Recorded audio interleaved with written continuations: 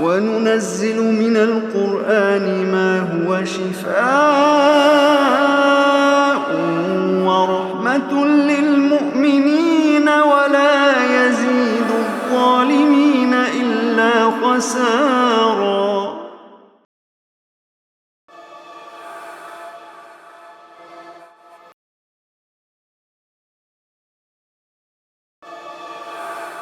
وَهُوَ الَّذِي أَنشَأَ جَنَّاتٍ مَّعْرُوشَاتٍ وَغَيْرَ مَعْرُوشَاتٍ، وہی ہے جس نے باغ پیدا کیے ہیں اپنی چھتریوں پر، چڑھائے ہوئے اور بغیر چھتریوں کے بھی، وَالنَّخْلَ وَالزَّرْعَ مُخْتَلِفًا أُكُلُهُ، اور کھجور کے درخت اور مختلف پھلوں کی کھیتیاں ہیں، وَالزَّيْتُونَ وَالرُّمَّانَ مُتَشَابِهًا وَغَيْرَ مُتَشَابِهٍ، زیتون اور انار بھی ہیں، ملتے جلتے بھی ہیں اور ایک دوسرے سے بالکل مختلف بھی ہیں، کُلُوا مِن ثَمَرِهِ إِذَا أَثْمَرَ، کھاؤ اس پھلوں میں سے جب وہ پھل لے آئے، وَآتُوا حَقَّهُ يَوْمَ حَصَادِهِ، اور دیکھو جس دن تم اپنی فصلوں کی کٹائی کرو نا، اللہ کا حق ادا کیا کرو،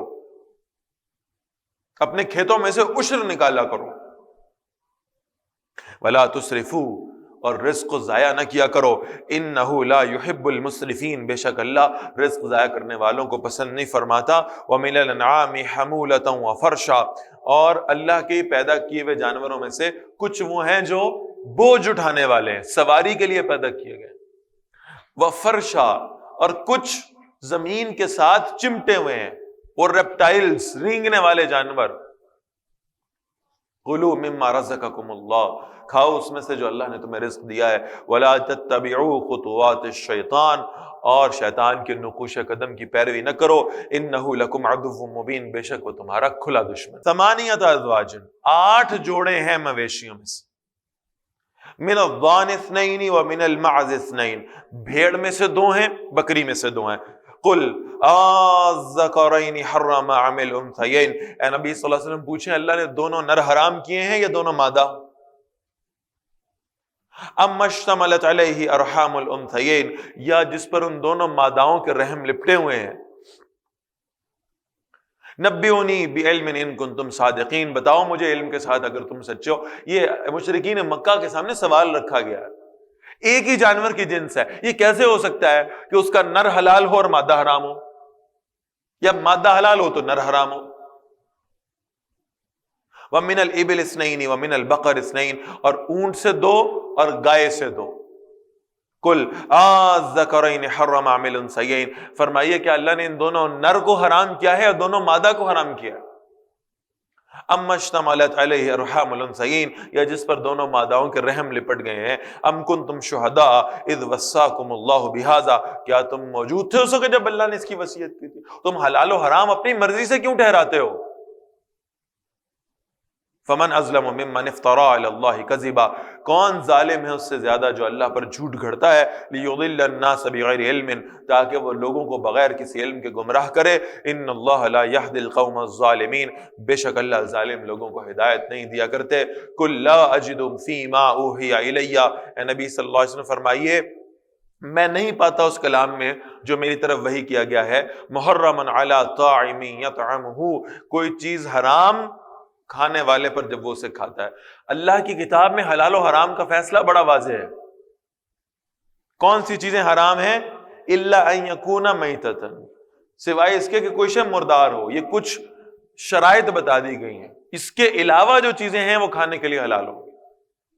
پہلی شرط یہ کہ مردار نہ ہو، او دم مسفوحا، بہا دیا جانے والا خون نہ ہو، او لحم خنزیر، یا خنزیر کا گوشت ہو، فإنہ رجس، تو بے شک وہ ناپاک ہے، او فسقا اہل لغیر اللہ بھی، یا جو نافرمانی کا باعث ہو، یعنی اس پر غیر اللہ کا نام پکارا جائے۔ یہ اہلہ کا جو لفظ ہے، اسی سے ہمارے ہاں وہ لفظ نکلا ہے حلال، حلال کا چاند جسے ہم کہتے ہیں۔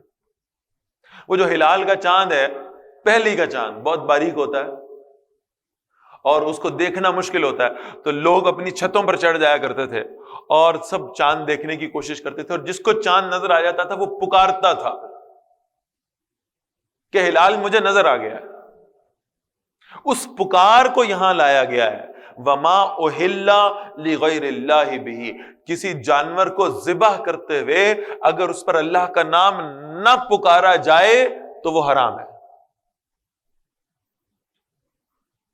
فمن اضطر غیر باغ ولا عاد، پھر جو بھوک سے لاچار کر دیا جائے، اس حالت میں کہ وہ سرکشی کرنے والا نہ ہو، حد سے بڑھنے والا نہ ہو، حرام کھانے کے شوق میں مبتلا نہ ہو، فإن ربک غفور رحیم، تو بے شک آپ کا رب بہت بخشنے والا اور رحم فرمانے والا ہے۔ یعنی اگر وہ کسی اضطراری کیفیت میں اسے حرام کھانا پڑتا ہے مجبوراً، تو اللہ سے امید ہے کہ اللہ اسے اس پر معاف فرما دیں گے۔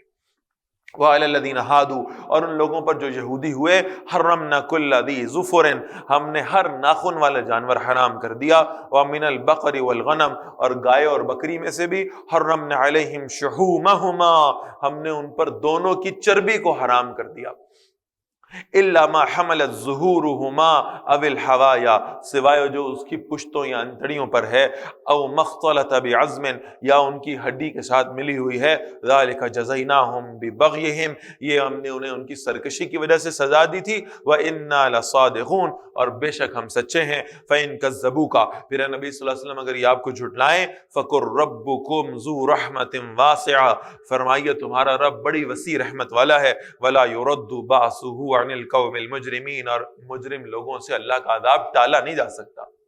سَيَقُولُ الَّذِينَ أَشْرَكُوا، ان قریب یہ شرک کرنے والے کہیں گے، لَوْ شَاءَ اللَّهُ مَا أَشْرَكْنَا وَلَا آبَاؤُنَا، اگر اللہ چاہتا تو ہم اور ہمارے باپ دادا شرک نہ کرتے۔ کتنی مرتبہ یہ جملہ ہمارے معاشرے میں ریپیٹ ہوتا ہے، اللہ چاہے تو ہمیں ہدایت دے دیں، اگر ہمیں ہدایت نہیں آتی تو ہمارا کیا قصور ہے، اللہ ہمیں ہدایت دینا ہی نہیں چاہتا۔ بالکل یہی جملہ مشرکین کی طرف سے تھا، اگر اللہ چاہتے تو ہم نہ شرک کرتے، ہمارے باپ دادے بھی شرک نہ کرتے، ولا حرمنا من شیء، اور ہم کسی شے کو حرام نہ کر لیتے، کذالک کذب الذین من قبلہم، فرمایا اسی طرح ان سے پہلے لوگ بھی جھٹلایا کرتے تھے، حتی ذاقوا باسنا، یہاں تک کہ انہوں نے ہمارا عذاب چکھ لیا، قل هل عندکم من علم فتخرجوه لنا، اے نبی صلی اللہ علیہ وسلم فرمائیے کہ تمہارے پاس کوئی علم ہے تو اسے ہمارے پاس لے آؤ، ان تتبعون الا الظن، تم صرف گمان کی پیروی کرتے ہو، وَإِنْ أَنْتُمْ إِلَّا تَخْرُصُونَ، اور تم صرف قیاس آرائیاں کرتے ہو، قل فَلِلَّهِ الْحُجَّةُ الْبَالِغَةُ، فرمائیے کامل دلیل، پختہ دلیل صرف اللہ ہی کے لیے ہے، اللہ کے مقابلے میں کفر و شرک کرنے والوں کے پاس کوئی دلیل نہیں ہے، گمان ہے، جھوٹ ہے، فریب ہے جو وہ دوسروں کو دیتے ہیں۔ اللہ نے دلائل پیدا ہی صرف دین حق کے لیے کیے۔ فَلَوْ شَاءَ لَهَدَاكُمْ أَجْمَعِينَ، اگر اللہ چاہتے تو تم سب کو ہدایت دے دیتے۔ قُلْ هَلُمَّ شُهَدَاءَكُمُ الَّذِينَ يَشْهَدُونَ أَنَّ اللَّهَ حَرَّمَ هَذَا، فرماؤ لاؤ اپنے وہ گواہ جو بتائیں کہ فلاں فلاں چیزیں اللہ نے حرام قرار دی ہیں۔ فَإِن شَهِدُوا، پھر اگر وہ کوئی جھوٹی گواہی دے بھی دیں، فَلَا تَشْهَدْ مَعَهُمْ، تو اے نبی صلی اللہ علیہ وسلم آپ ان کے ساتھ میں گواہی دیجیے گا۔ وَلَا تَتَّبِعْ أَهْوَاءَ الَّذِينَ كَذَّبُوا بِآيَاتِنَا، اور ان کی خواہشات کی پیروی نہ کریں جنہوں نے ہماری آیات کو جھٹلایا ہے، وَالَّذِينَ لَا يُؤْمِنُونَ بِالْآخِرَةِ، اور جو آخرت پر ایمان بھی نہیں رکھتے، وَهُمْ بِرَبِّهِمْ يَعْدِلُونَ، اور وہ اپنے رب کے ساتھ دوسروں کو برابر ٹھہراتے ہیں، اللہ کے ساتھ شرک کرتے ہیں، آپ ان کے ساتھ ہرگز متفق نہ ہوئیے گا۔ قُلْ تَعَالَوْا اتلو ما حرم ربکم علیکم، اے نبی صلی اللہ علیہ وسلم فرمائیے آؤ ذرا میرے پاس، میں تمہیں پڑھ کر سناؤں تمہارے رب نے تم پر کیا حرام کیا ہے۔ تم کہتے ہو فلاں فلاں چیزیں حرام تھی کھانے کو، مسلمانوں نے انہیں حلال کر لیا ہے، تمہارے بقول مسلمان حرام کھاتے ہیں، ذرا میرے پاس آؤ، بیٹھو میں تمہیں بتاؤں کہ ان سے زیادہ بڑی حرام چیزیں کیا ہیں۔ اللہ نے حرام کیا ہے اس کو، اللہ تشرکو بہ شیئا، اللہ کے ساتھ شرک حرام نہیں ہے۔ تم فلاں فلاں فلاں جانور کے حلال و حرام ہونے میں اختلاف کر رہے ہو، اس سے بڑی اور متفقن فی بات یہ ہے کہ اللہ نے شرک کو حرام کیا، تو شرک کیوں کرتے ہو تم؟ وَبِالْوَالِدَيْنِ إِحْسَانًا، اور اللہ نے تو کہا تھا والدین کے ساتھ حسن سلوک کرو۔ وَلَا تَقْتُلُوا أَوْلَادَكُمْ مِنْ إِمْلَاقٍ، اور اپنی اولاد کو مفلسی کی وجہ سے قتل نہ کیا کرو۔ یہ قرآن مجید میں بارہا یہ بات آگے ہمارے سامنے آئے گی کہ اپنی اولاد کو مفلسی کے ڈر سے قتل نہیں کرنا چاہیے، اور بہرحال وہ اللہ کے رسول صلی اللہ علیہ وسلم کی حدیث مبارکہ ہمیں اپنے دور میں بالکل واضح انداز سے اپنی آنکھوں کے سامنے نظر آتی ہے کہ آپ صلی اللہ علیہ وسلم فرماتے تھے ایک وقت آئے گا تمہیں میری باتیں عجیب لگنے لگیں گی، تمہیں دین کے احکام عجیب لگنے لگیں گے۔ اللہ کے رسول صلی اللہ علیہ وسلم کا حکم ہے کثرت اولاد کا، اور ہمارے ذہنوں میں آج یہ بات انسٹال کر دی گئی ہے، سمجھا دی گئی ہے، ہمیں قائل کر دیا گیا ہے ہمیں اس پر کہ اولاد جتنی زیادہ ہوگی وسائل اتنے کم ہوتے جائیں گے، خرچے بڑھیں گے، معیشت کمزور ہو جائے گی۔ فرمایا اپنی اولاد کو مفلسی کے خوف سے قتل نہ کیا کرو۔ ہمارے ہاں تو بہبود آبادی کا تصور یہ ہے کہ اولاد کم ہو، حالانکہ اللہ کے رسول فرماتے ہیں صلی اللہ علیہ وسلم، میں پہلے عرض کر چکا نا کہ آپ صلی اللہ علیہ وسلم کی باتیں عجیب لگنے لگ جائیں گی، ہم شاید اسی معاشرے میں زندہ ہیں۔ آپ صلی اللہ علیہ وسلم نے فرمایا کہ میں تو اپنی امت کی کثرت پہ قیامت کے دن فخر کروں گا، اور آج ہم یہ کہہ رہے ہیں کہ مسلمان امت کی جو فلاح و بہبود ہے وہ ہماری آبادی کے کم ہونے میں ہے۔ فرمایا نحن نرزقکم و ایاہم، ہم تمہیں بھی رزق دیتے ہیں اور ان تمہاری اس اولاد کو بھی رزق دینے والے ہم ہی ہیں۔ ذرا سوچو، تم اپنے آپ کو سمجھتے ہو دنیا تمہارے بغیر چل نہیں سکتی، اور تم نے دنیا میں بڑے مارکے مارے ہیں، اگر یہی بہبود آبادی کا تصور تمہارے والدین سمجھ لیتے تو شاید آج تم دنیا میں موجود ہی نہ ہوتے۔ تمہیں رزق کون دے رہا ہے اور تمہیں کس نے رازق بنایا ہے؟ تم اپنے آپ کو اپنی اولاد کا رازق کب سے سمجھنے لگے ہو؟ جب اللہ کسی جان کو دنیا میں بھیجتا ہے تو اس کا رزق بھی اس کے ساتھ نازل فرماتا ہے، وہ رازق ہے، اسے اچھی طرح پتا ہے کہ اس نے اپنی مخلوق کا خیال کیسے کرنا ہے، اس نے اپنی مخلوق کو رزق کیسے دینا، تم ذمہ دار نہیں ہو۔ لہٰذا اپنی اولادوں کو قتل نہ کیا کرو اس مفلسی کے خوف سے۔ ولا تقربوا الفواحش، بے حیائیوں کے قریب مت جایا کرو، ما ظہر منها وما بطن، جو ان میں سے ظاہر ہیں اور جو چھپی ہوئی ہیں۔ ولا تقتلوا النفس التي حرم الله الا بالحق، اور اس جان کو قتل نہ کرو جس کا قتل کرنا اللہ نے حرام کیا ہے مگر حق کے ساتھ۔ ذالکم وصاکم بہ، یہ ہے جس کا اللہ نے تمہیں تاکید کے ساتھ حکم دیا ہے، لعلکم تعقلون، تاکہ تم سمجھ سکو۔ ولا تقربوا مال الیتیم الا بالتی ہی احسن، اور یتیم کے مال کے قریب بھی مت جاؤ مگر اس طریقے سے جو سب سے اچھا ہو، حتی یبلغ اشدہ، یہاں تک کہ وہ اپنی سمجھ کی عمر کو پہنچ جائے۔ وأوفوا الکیل والمیزان بالقسط، اور ناپ تول کو عدل کے ساتھ پورا کیا کرو۔ لا نکلف نفسا الا وسعها، ہم کسی جان پر ذمہ داری نہیں ڈالتے مگر اس کی وسعت کے برابر، اس کی صلاحیت کے مطابق۔ وَإِذَا قُلْتُمْ فَعْدِلُوا، جب بھی بات کرو تو عدل کے ساتھ کیا کرو۔ وَلَوْ كَانَ ذَا قُرْبَىٰ، اگرچہ تمہارا کوئی قرابت دار کیوں نہ ہو، تمہارا کوئی رشتہ دار کیوں نہ ہو۔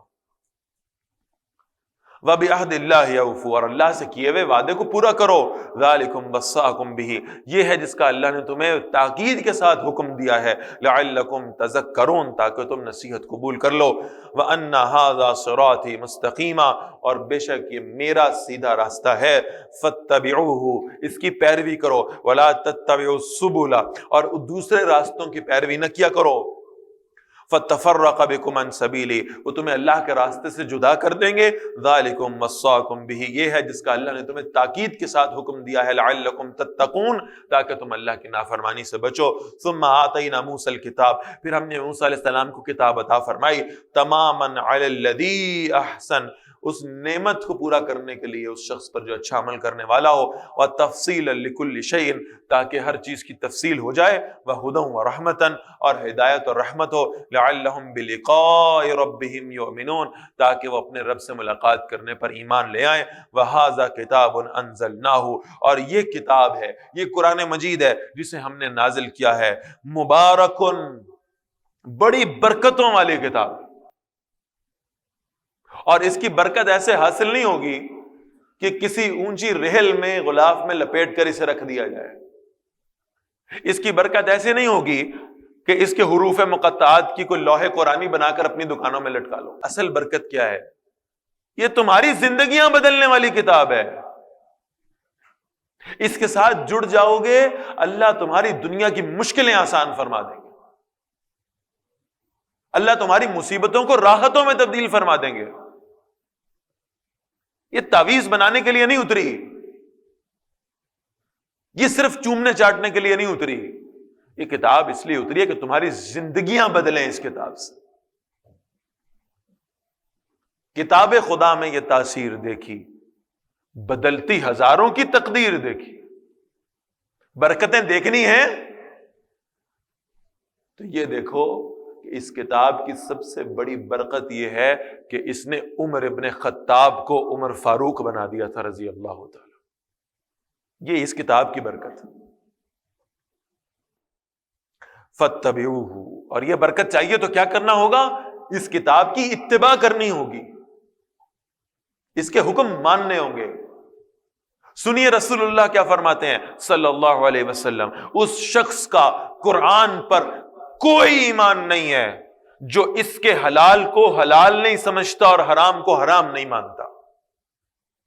اس کا اس پہ کوئی ایمان نہیں.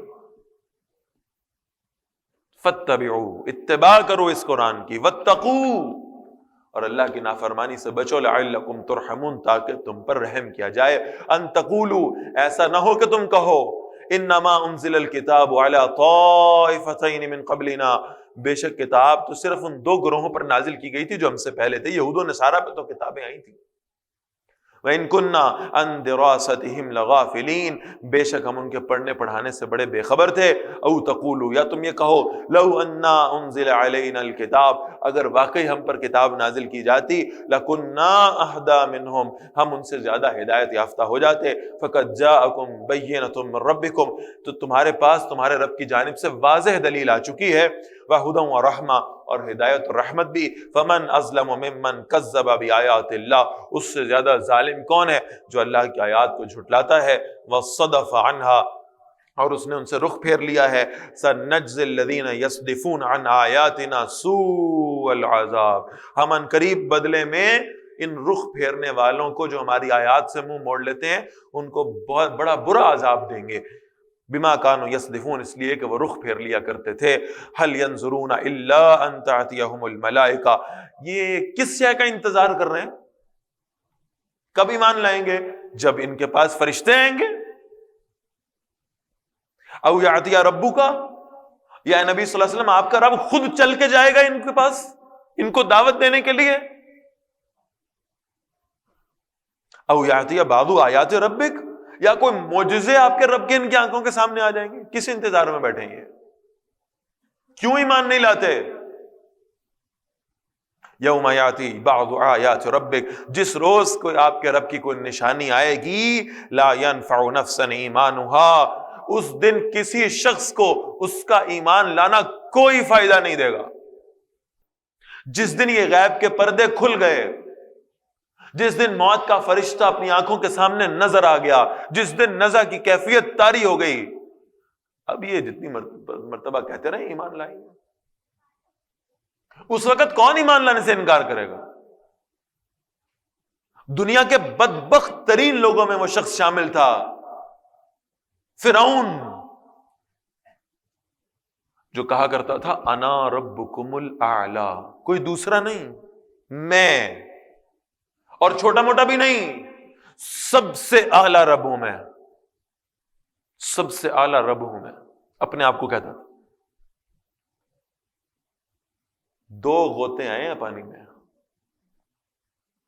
جب سمندر میں اللہ نے غرق کیا، فوراً نکلا. یہ بھی نہیں جانتا تھا کہ اللہ کون ہے، نام بھی نہیں آتا. قرآن کہتا ہے جب غوطے آئے نا، جب سانس بند ہونا شروع ہوا نا، جب موت کو اپنی نظروں کے سامنے دیکھا تو کہتا ہے میں موسیٰ کے رب پہ ایمان لاتا ہوں، موسیٰ کے رب پہ ایمان لاتا ہوں. اس نزع کی کیفیت طاری ہونے کے بعد کون انکار کرے گا؟ فرمایا نہیں، اس وقت ایمان لانا انہیں کوئی فائدہ نہیں دے گا. وہ ایک بزرگ کا واقعہ آتا ہے، بازار میں بیٹھے ہوئے تھے، کسی نے کہا حضرت آج بازار میں بیٹھے خیر ہے؟ کب بندوں کی اور اس کے رب کی صلح کرانے کی کوشش کر رہا ہوں، رب مانتا ہے بندے نہیں مانتے. رب صلح کرنا چاہتا ہے، یہ بندے صلح کرنے پہ آمادہ نہیں. چند دن گزرے، قبرستان میں بیٹھے ہوئے تھے. کسی نے کہا حضرت آج قبرستان میں بیٹھے ہوئے؟ کہا کام وہی کر رہا ہوں، بندوں اور ان کے رب کی صلح کرانے کی کوشش کر رہا ہوں. اب یہ مانتے ہیں، وہ نہیں مانتا.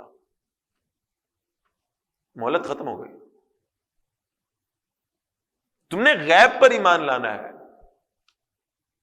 جب غیب ختم ہو گیا، جب پردے کھل گئے، پھر ایمان کے دعوے کرنے کا کوئی فائدہ نہیں. لا ينفع نفسا ایمانها، کسی شخص کو اس کا ایمان لانا فائدہ نہیں دے گا. لم تکن آمنت من قبل، جو اس سے پہلے ایمان نہیں لایا تھا. او کسبت فی ایمانها خیرا، یا اس نے اپنے ایمان کے ساتھ کوئی نیکی نہیں کمائی تھی. قل انتظروا، اے نبی صلی اللہ علیہ وسلم فرمائیے انتظار کرو. انا منتظرون، بے شک ہم بھی انتظار کرنے والے ہیں. ان الذین فرقوا دینہم، بے شک وہ لوگ جنہوں نے اپنے دین کے ٹکڑے کر لیے. وَكَانُوا شِيَعًا، اور وہ گروہ گروہ ہو گئے. لَسْتَ مِنْهُمْ فِي شَيْءٍ، اے نبی صلی اللہ علیہ وسلم آپ کا ان سے کوئی تعلق نہیں ہے. یہ دین کو توڑنے والے، یہ گروہوں میں بٹ جانے والے، یہ دین کے حصے بکھرے کرنے والے، یہ کہیں گے اپنے آپ کو امتی، لیکن آپ کا ان سے کوئی تعلق نہیں ہے. انما امرهم الی اللہ، ان کا معاملہ اللہ کے حوالے ہے. ثم ينبئهم بما كانوا يفعلون، پھر اللہ انہیں بتائے گا جو کچھ وہ کیا کرتے تھے. من جاء بالحسنة فله عشر امثالها، اللہ کی رحمت کا اندازہ لگانے کے لیے صرف ایک آیت کافی ہے. یہ فرمایا تم میں سے کوئی جو ایک نیکی لے کر آئے گا نا، ہم اسے ایک نیکی کے بدلے میں 10 نیکیوں کا اجر عطا فرمائیں گے. رحمت ہے اللہ کی، بہت اچھی بات. ایک نیکی ہوگی، اس کا اجر ہم 10 گنا بڑھا کے دیں گے.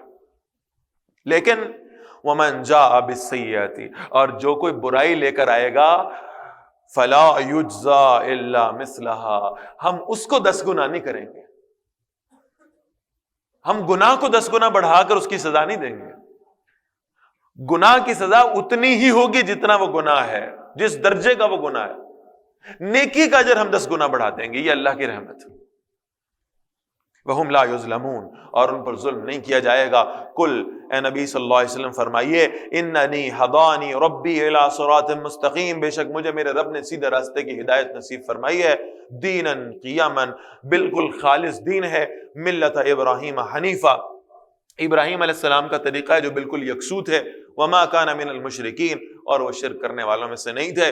کل، اے نبی صلی اللہ علیہ وسلم کہیے، ان صلاتی و نسکی، بے شک میری نماز بھی اور میری قربانی بھی، و محیایا، اور میرا زندہ رہنا، و مماتی، اور میرا مر جانا، للہ رب العالمین، اسی اللہ کے لیے ہے جو سارے جہانوں کا رب ہے. عبادات بھی اسی اللہ کے لیے ہو جائیں، معاملات بھی اسی اللہ کے لیے ہو جائیں. ساری زندگی گزرے ایک ایک لمحہ اس خواہش میں کہ میرا رب مجھ سے راضی ہو جائے. میں کھانا کھانے لگوں تو ایسے کھاؤں کہ میرا رب راضی ہو جائے. میں پانی پینے لگوں تو اس انداز سے پیوں کہ میرا رب راضی ہو جائے. بھائی کو کھانا کھانے سے بھی رب کو راضی کر سکا ہے؟ کوئی پانی کا گلاس پینے سے بھی رب کو راضی کر سکا ہے؟ کوئی چلنے پھرنے سے، کوئی لباس سے بھی اللہ کو راضی کر سکا ہے؟ بالکل کر سکتے ہو، اگر تم اس کے محبوب کی شباہت اختیار کر لو تو تمہارا چلنا پھرنا، اٹھنا بیٹھنا، کھانا پینا، تمہاری تجارت، تمہارے کاروبار، تمہاری ملازمتیں، تمہارے دنیا والوں سے تعلقات، تمہاری شادی بیاہ کی رسمیں اگر اللہ کے محبوب کے طریقے پر ہو گئیں تو اللہ ان سب کو عبادت بنا دے گا. طریق نبوت عبادت ہے. حضور کا طریقہ اختیار کر لو صلی اللہ علیہ وسلم، اللہ تمہیں عبادت کا اجر عطا فرما دے. تم سونے لگے ہو، 1/3 حصہ ہم اپنی زندگی کا تقریباً، عام انسانوں کی بات کر رہا ہوں، سونے میں گزارتے ہیں. 24 گھنٹے کا دن 8 گھنٹے سو رہے ہیں. اس 1/3 حصے میں تم صرف یہ طے کر لو کہ میں نے جب سونا ہے تو اللہ کے رسول صلی اللہ علیہ وسلم کے بتائے ہوئے طریقے کے مطابق سونا. میں نے عشاء کی نماز باجماعت پڑھ کے سونا ہے، صبح اٹھ کے فجر کی نماز باجماعت پڑھنی ہے، دائیں کروٹ لے کر سونا ہے، سونے کی دعا پڑھ کے سونا ہے، اٹھ کر بیدار ہونے کی دعا پڑھنی جو اللہ کے رسول نے سکھائی صلی اللہ علیہ وسلم۔ فرمایا اللہ تمہیں اس سونے کا بھی اجر عطا فرما دے گا۔ انسان کی ساری زندگی اللہ کے لیے ہو جائے بس، لا شریک لہ، اس کا کوئی شریک نہیں ہے، وَبِذَلِكَ أُمِرْتُ، اور اسی کا مجھے حکم دیا گیا ہے، وَأَنَا أَوَّلُ الْمُسْلِمِينَ، اور میں سب سے پہلے فرما بردار ہوں۔ قُلْ أَغَيْرَ اللَّهِ أَبْغِي رَبًّا، اے نبی صلی اللہ علیہ وسلم فرمائیے کیا اللہ کے سوا میں کوئی اور رب تلاش کروں؟ وَهُوَ رَبُّ كُلِّ شَيْءٍ، حالانکہ وہ ہر چیز کا رب ہے، وَلَا تَكْسِبُ كُلُّ نَفْسٍ إِلَّا عَلَيْهَا، اور کوئی شخص نہیں کماتا کوئی عمل لیکن اس کی ذمہ داری، اس کا بوجھ اس کے اپنے اوپر ہے۔ وَلَا تَزِرُ وَازِرَةٌ وِزْرَ أُخْرَىٰ، اور کوئی بوجھ اٹھانے والی جان کسی دوسری جان کا بوجھ نہیں اٹھائے گی۔ ثُمَّ إِلَىٰ رَبِّكُمْ مَرْجِعُكُمْ، پھر اپنے رب ہی کی طرف تمہیں واپس لوٹنا ہے۔ فَيُنَبِّئُكُمْ بِمَا كُنتُمْ فِيهِ تَخْتَلِفُونَ، پھر وہ تمہیں بتا دے گا جس میں تم اختلاف کیا کرتے تھے۔ وَهُوَ الَّذِي جَعَلَكُمْ خَلَائِفَ الْأَرْضِ، اور وہی ہے جس نے تمہیں زمین میں خلیفہ بنایا ہے۔ وَرَفَعَ بَعْضَكُمْ فَوْقَ بَعْضٍ دَرَجَاتٍ، اور تم میں سے بعض کو بعض پر درجوں میں فضیلت عطا کی ہے۔ لِيَبْلُوَكُمْ فِي مَا آتَاكُمْ، تاکہ وہ اس میں سے تمہیں آزمائے جو اس نے تمہیں عطا کیا۔ إِنَّ رَبَّكَ سَرِيعُ الْعِقَابِ، بے شک آپ کا رب بہت جلد سزا دینے والا ہے۔ وَإِنَّهُ لَغَفُورٌ رَحِيمٌ، اور بے شک وہ بہت بخشنے والا اور ہمیشہ رحم فرمانے والا ہے۔